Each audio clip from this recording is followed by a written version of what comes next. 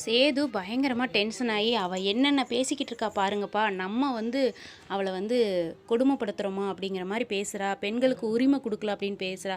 அவ வீட்ல 18 வயசு ஆகலன்னு சொல்ற ஒரே காரணத்த தவிர, ஏதாவது தப்பு நடந்திருக்கா நம்ம பேர்ல? அதுவுமே அவளுக்கு 18 வயசு ஆயிருக்குன்னு கூட நம்மளுக்கு தெரியாது. அதுக்காக கல்யாணத்த தள்ளி வச்சு 100 பவுன் அவ கழுத்துல நம்ம போட்டு அவள வீட்டுக்கு கூட்டிட்டு வந்தோம்.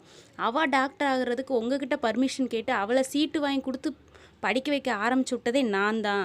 அவளை கூட்டு போய் எக்ஸாம் எழுத வச்சதும் நான் தான். இத்தனை செஞ்சுருக்குறோம். ஆனால் பெண்களை அடிமைப்படுத்தி தான் வைக்கிறாங்க புகுந்த வீட்டில் அப்படின்னு சொல்லி அவள் பிரச்சாரம் பண்ணுறா. அவளுக்கெல்லாம் எவ்வளோ தைரியம்! நான் அவளுக்கு என்னென்ன செஞ்சுருக்கிறேன், நீங்கள் அன்றைக்கி வேண்டான்னு சொன்னதுக்கப்புறமும் நான் போய் எக்ஸாமில் எழுதுறதுக்காக உங்களை கூட உங்ககிட்ட கூட பதில் சொல்லாமல் நான் கூட்டிகிட்டு போய் அவளை எக்ஸாம் எழுத வச்சேன். எவ்வளோ தைரியமாக அவள் பேசிக்கிட்டு இருக்கிறா. இதெல்லாம் என்னால் தாங்கவே முடியல. இன்னும் அவன் மேலே எனக்கு பயங்கர கோவம் தான்ப்பா வருது அப்படின்னு சொல்லி பயங்கரமாக டென்ஷன் ஆகுறாரு. இதெல்லாம் மலரும் கேட்டுட்டு தான் இருக்கிறாங்க.